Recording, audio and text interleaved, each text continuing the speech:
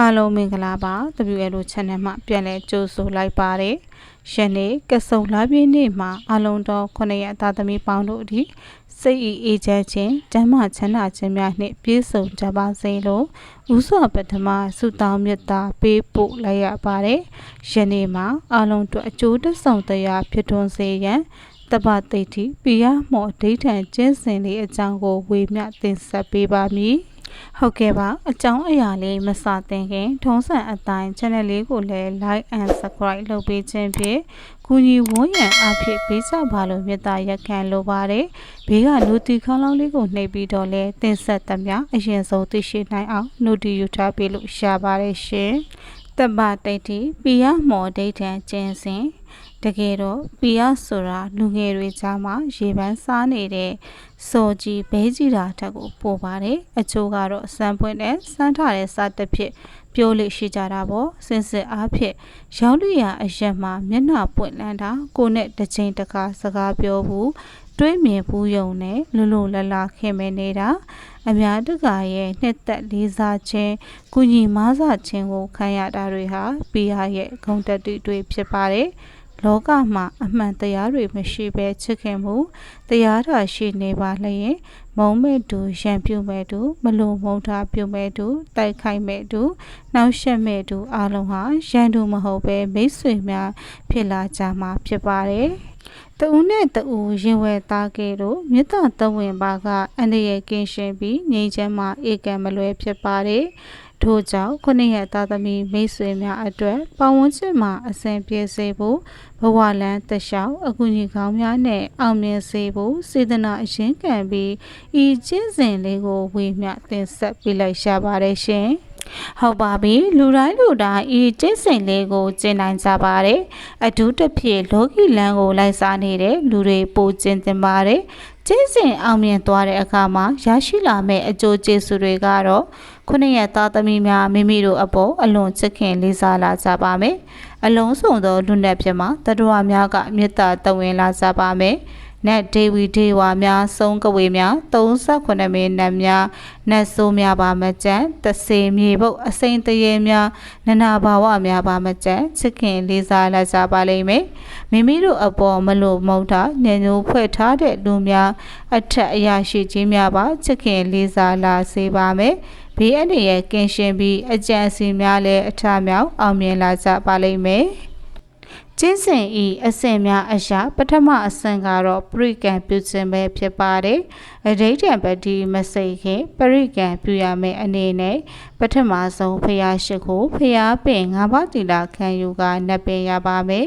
ပရိစိတ်မဲ့ရှိမှလည်းရေတစ်ခွက်ထားပေးရပါမယ်ထို့နောက်နမောတတကို၃ချိန်ဖြည်းဖြည်းနဲ့မှန်မှန်ကကန်ရဆိုပြီးတပည့်တော်ဤခန္ဓာ၅ပါးရုံးနဲ့2ပါးကိုမြတ်စွာဘုရားရှင်အားလူတန်းပါဤဘုရားဟုရဆို၍ဥချရပါမယ်တို့တော့တပည့်တော်ဒီမိုင်မဲသွေးဝေခဲ့သည့်အလျောက်ယတနာ၃ပါးနှင့်မိဘဆရာအရှင်သူမြတ်တို့အားကံ၃ပါးတို့တွင်တပါးပါဖြင့်ပြမမိခဲ့သည့်ရှိခဲ့ပါတော့ထိုအပြစ်များမှပျောက်ပါစေခြင်းအကျိုးငါတောင်းပန်ဝန်ချကြတော်ပါ၏အရှင်ဖရာဟုပြောကရိုသေဝတ်သွားစွာရှိခိုးတောင်းပန်ကြတော်ရပါမည်ထို့နောက်ခင်မွန်းကြီးစင်ပါကတော်ချိုပါဠိနဲ့တကွအနက်ကိုပါသေချာရွတ်ဖတ်ပြီးတောင်းပန်ဝန်ချကြတော်ရပါမယ်ကိုယ်ဆောင်နဲ့အိမ်ဆောင်နဲ့ကျောင်းဆောင်နဲ့လမ်းဆောင်နဲ့ရက်ွက်ဆောင်နဲ့လောကပါလာဆောင်နဲ့ရွာဆောင်နဲ့မျိုးဆောင်နဲ့သာသနာတော်ဆောင်နဲ့ကဘာဆောင်နဲ့များနဲ့တကွ32ပုံကျင်လေကုံတော်ရှိတမ်းများလူနဲ့ပြမပုဂ္ဂိုလ်တတဝဟူသည်များတို့သည်အသက်တဆုံးဘေးမတိရံမခကျမ်းမာချမ်းသာကြပါစေကုန်တည်းလို့မေတ္တာပေးဖို့ရပါမယ်ဘဝအဆက်ဆက်မှစ၍ယခုဘဝတိုင်းပြုခဲ့သည်များတပည့်တော်ဤဒါနသီလဘာဝနာစသောကုသိုလ်တို့သည်တပည့်တော်အလိုရှိအပ်သောတောင်းစုတို့ပြည့်မြောက်အောင်ဖြည့်ဆည်းရာတွင်ထောက်ပံ့ပေးနိုင်သောစွမ်းအားတစ်ခုသည်ဧကံအမှန်ဖြစ်ပါစေအရှင်ဘုရားလို့ဆုတောင်းရှားပါမယ်ဒုတိယအဆင့်အနေနဲ့ကတော့သစ္စာဒိဋ္ဌံပြုခြင်းပဲဖြစ်ပါတယ်အရှင်ဘုရားတပည့်တော်သည်ယနေ့ယခုအချိန်အခါ၌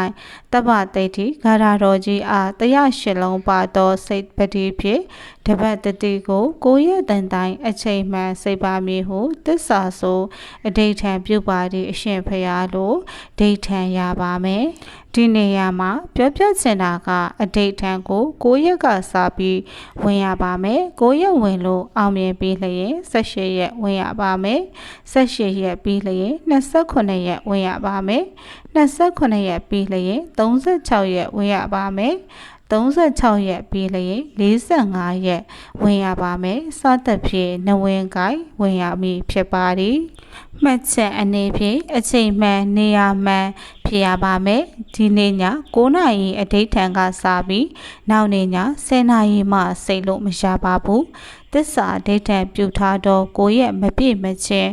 သက်လွတ်စားသုံး၍ခန္ဓာကိုယ်ကိုစောင့်တည်ပြီးသစ္စာဒိဋ္ဌံဝင်ရမည်ဖြစ်ပါတယ်ထို့နောက်ဖရာတပြည့်တော်သည်သစ္စာအဋိဌံပတိစရာ၌စေပတိစိတ်၍မပြီးမချင်းခြေတော်မပြင်းပဲတထိုင်တည်းဖြစ်တော်၎င်းစေပတိစစိတ်သည်အချိန်မှစ၍မျက်စိမဖွင့်ပဲမပြီးမချင်းမျက်စိသမိတ်တည်းဖြစ်တော်၎င်းစေပတိစိတ်နေစဉ်တော်တွင်မြည်သည့်တစုံတဦးခေါ်ဆိုတော်လဲစကားပြန်လဲပြောဆိုခြင်းအတန်ပြုခြင်းမရှိဖြစ်တော်၎င်းမှတ်ခြင်းများကြိုက်တော်လဲမရိုက်မပွတ်မတပ်ပဲတော်၎င်းချွေးများထွက်တော်လဲမတုပ်ပဲဖြစ်တော်၎င်းထိုကဲ့သို့အချက်များဖြင့်သစ္စာဆိုဒိဋ္ဌံသင်ချက်၍စေပတိစိတ်ပါမည်ဟုသစ္စာပြုရပါမည်ဖြစ်ပါတယ်မှတ်ချက်အနေဖြင့်တတိပေးလို့ဒီမှာမိမိတို့မနိုင်ဘူးဟုထင်သည့်အချက်များကိုအစတည်းကဖြုတ်ထားခဲ့တင်ပါတယ်။လက်ပြမအပေါင်းတို့ကိုသက်သေထားပြီးသစ္စာဖြင့်ပြန်လည်ချုပ်ရတဲ့ကျင့်စဉ်ဖြစ်လို့အကျိုးပေးအနေအများတော့ကွာပါလိမ့်မည်။ထို့နောက်ဖျားတပြည့်တော်ပင်ဖယ်၍ကြွားရောက်လာကြကုန်သောလူနတ်ပြမသူတော်စင်ပုဂ္ဂိုလ်သူပုဂ္ဂိုလ်မြတ်တို့အား၎င်းတမထေဝနတ်မြတ်နှကောင်နတ်အပေါင်းတို့အား၎င်းအလုံးစုံသောဝိဇာစောကြီးတပတိအစရှိသောသူတော်ကောင်းအပေါင်းတို့အား၎င်းဖျားတပြည့်တော်အားဆောက်ရှောက်ကြကုန်သောအဆောက်အရှောက်နမင်းများတိဋ္ဌိရှင်များမဟိတိရှင်များပါရမီရှင်များအပေါင်းတို့အား၎င်းတပ္ပတိဋ္ဌိဂါရတော်မြတ်ကြီးအားဆောက်ရှောက်လျက်ရှိကြကုန်သောအဆောက်အရှောက်နမင်းများတိဋ္ဌိရှင်များမဟိတိရှင်များပါရမီရှင်များအပေါင်းတို့အား၎င်းအတိတတိအရာထား၍မြတ်စွာဘုရားရှင်ကိုတော်မြတ်ကြီးထံမောင်း၌သစ္စာအဋိဌံပြုအပ်ပါသည့်အရှင်ဘုရားလိုပြောရမည်ဖြစ်ပါတယ်ထိုကဲ့သို့သစ္စာအဋိဌံပြုထားခြင်းနှင့်အညီယနေ့ယခုအချိန်အခါ၌စိတ်ပတိစတင်၍စိတ်ပါတော်မူအရှင်ဘုရားစိတ်ပတိစတင်၍စိတ်ခွင့်ပြုပါရန်ယုတိလေးမြတ်စွာတောင်းပန်လျှောက်ထားအပ်ပါသည့်အရှင်ဘုရားလိုခွင့်ပန်ရှာပါမည်အထက်ပါသစ္စာအဋိဌံပြုတဲ့စာပိုက်တွေကိုအဋိဌံစောင့်ဝင်မည်ပထမဆုံးနေ့မှာတော့ရွတ်ဆိုရမှာဖြစ်ပါတယ်ဆက်လက်၍ပတိစိတ်ရမည်တပ္ပဒိဋ္ဌိဂါထာတော်ကိုမျှဝေပေးပါမည်တပိဒေဝါစယက္ခာစဘုဒ္ဓပိတာစသောကဏီရာဇမတ္တမနုဿာစတပိဒေဝဝိနာမန္တုဒီတွာဝပိယယောစိတ်တံပုတ္တောဝတိနေဟံမမဗုဒ္ဓတအနုဘာဝေနတဒဟောတုပိယမမအနက်အတိတ်ပဲကတော့တပ်ပေခသိန်းကုံတော်ဒေဝါစနတ်တို့ဒီ၎င်းယက္ခာစဘလူတို့ဒီ၎င်းဘုဒ္ဓပိတာစဖုတ်ပိတ္တာတို့ဒီ၎င်းဇောကဏီစုံကဝေဇောကဏီတို့ဒီ၎င်းရာဇမတ္တမင်းဤအမတ်တို့ဒီ၎င်းမနုဿာစလူသားတို့ဒီ၎င်းတပ်ပေခသိန်းကုံတော်ဒေဝနတ်တို့ဒီ၎င်းမမတပည့်တော်အားဝိနာမန္တုညွတ်ကြပါစေကုန်တတိတေတံထိုပုဂ္ဂိုလ်တို့ဤစိတ်တံစိတ်တိပိယေတာจิตသောအဖြစ်ဒီတွာဝကြီး၍ဒါလျင်မမကျွန်ုပ်အားတိနေဟံချက်ချင်းကိုပုတ္တောဝတာကေတို့ကေယတုပြုစေတတိဗုဒ္ဓတာမြတ်စွာဘုရားရှင်ဤအာနုဘာဝေနတကိုးတိသောအာနုဘောဖြင့်မမကျွန်ုပ်အားတဒအခခတ်သိပိယချင်းမြတ်နိုးဂုံတတိဆိုတဲ့အနက်အတိတ်ပဲဖြစ်ပါတယ် ဤဂါထာတော်ဖြင့်ပတိပူဇော်ရပါမယ်ထို့တို့ပတိပူဇော်ပြီးစီအောင်မြင်ပါကနောက်တစ်ဆင့်အနေဖြင့်ခန္ဓာကိုယ်အတွင်းချုပ်၍သိစေခြင်းအဆင့်ကိုဆက်လက်ဆောင်ရွက်ရပါမည်မြတ်စွာဘုရားဖျားတပည့်တော်သည်တစ္ဆာအဋ္ဌံပြုထားသည်နှင့်အညီတပ္ပတိဋ္ဌိ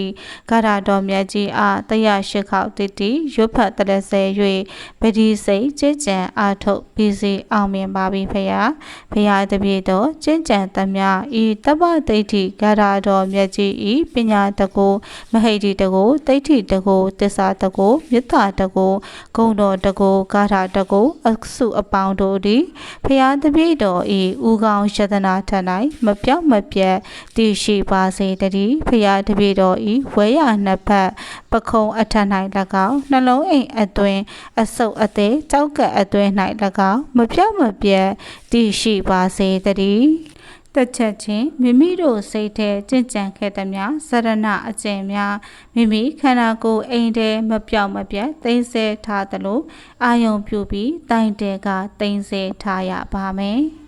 ဤအစဉ်များပြီးစီအောင်မြင်ပါကဆက်လက်၍တစ္ဆာပြုစူတောင်းသည့်အစဉ်ကိုဆောင်ရွက်ရပါမည်ဖရာတပည့်တော်သည်တစ္ဆာအဋ္ဌံပတိစေယ၌စိတ်ပတိစိတ်၍မပီးမချင်းခြေထောက်မပြင်းပဲတထိုင်တည်းဖြစ်တော်၎င်းစိတ်ပတိစစိတ်သည့်အချိန်မှစ၍မျက်စိမဖွင့်ပဲမပီးမချင်းမျက်စိတမိတ်တည်းဖြစ်တော်၎င်းစိတ်ပတိစိတ်နေစဉ်အတော်တွင်မြည်သည့်တစုံတဦးခေါ်ဆိုတော်လဲစကားပြန်မပြောအတန်မပြုပဲဖြစ်တော်၎င်းမှတ်ခြင်းများကြိုက်တော်လဲမရိုက်မပေါ်မတတ်ပဲချွေးများထွက်တော်လဲမတုပ်ပဲဖြစ်တော်၎င်းထိုကဲ့သို့သောအချက်များဖြင့်တစ္ဆာဆိုအဋ္ဌံတင်ကြ၍စိတ်ပတိစိတ်ခဲ့ပါသည်အရှင်ဘုရားလိုတစ္ဆာကိုတိုင်တယ်ရပါမယ်ထို့နောက်ဤကဲ့သို့မှန်ကန်သောတစ္ဆာစကားကြောင့်ဤကဲ့သို့သောမှန်ကန်သောတစ္ဆာစကားများဤတကုသိသောအာနုဘောအာနာတော်အာနာဇတ်တို့ကြောင့်လူနှင့်ပြမဒေဝီဒေဝစုံဖုံမိစ္ဆာအောင်လန်းကျန်တန်တပတ်ဘလူးများနှင့်32ပုံသားများအလုံးတို့သည်ဖရာတပြည့်တော်အားဝမ်းကြတိုင်းမှဖွားမြင်တော်ရင်ဝဲသားကဲ့သို့ချစ်ခင်ကျင်နာကြ၍တပည့်တော်အလိုရှိသည့်အခါတိုင်းကုညီဆောက်ရှောက်ပါစေကုန်တည်းပြီးလျင်ရှေ့မှခြားထားသောရှေ့ဝက်ကိုပါဇက်နာကတ်ကတပ္ပတိဋ္ဌိဂါထာနှင့်ကိုးခေါက်ရွတ်ဖတ်ပြီးကုံအောင်တောက်ရပါမည်ဤသို့ပြုလုပ်ခြင်းဖြင့်အဋ္ဌံဤပထမရက်ကိုအောင်မြင်စေမည်ဖြစ်ပါသည်နောက်ရက်များတွင်ဖရာတပည့်တော်သည်တပ္ပဒိဋ္ဌိဂါထာတော်မြတ်ကြီးအားတရားရှစ်လုံးပါသောပတိဖြင့်ပတိတပတ်တတိကို9ရက်အချိန်မှန်စေရန်အဋ္ဌံဝင်ထားသည်နှင့်အညီယနေ့အဖို့တန်းရှိနေသေးသောအဋ္ဌံပတိပတ်များအားဆက်လက်၍စိတ်ခွင့်ပြုပါရန်ယူသည်လေးမြတ်စွာတောင်းပန်လျှောက်ထားအပ်ပါသည်အရှင်ဖရာလို့ပြော၍ဆက်၍ဆက်ရပါမည်ဖြစ်ပါတယ်နောက်ရက်များတွင်လည်းဤနည်းအတိုင်းပြော၍စိတ်ရမည်ဖြစ်ပါတယ်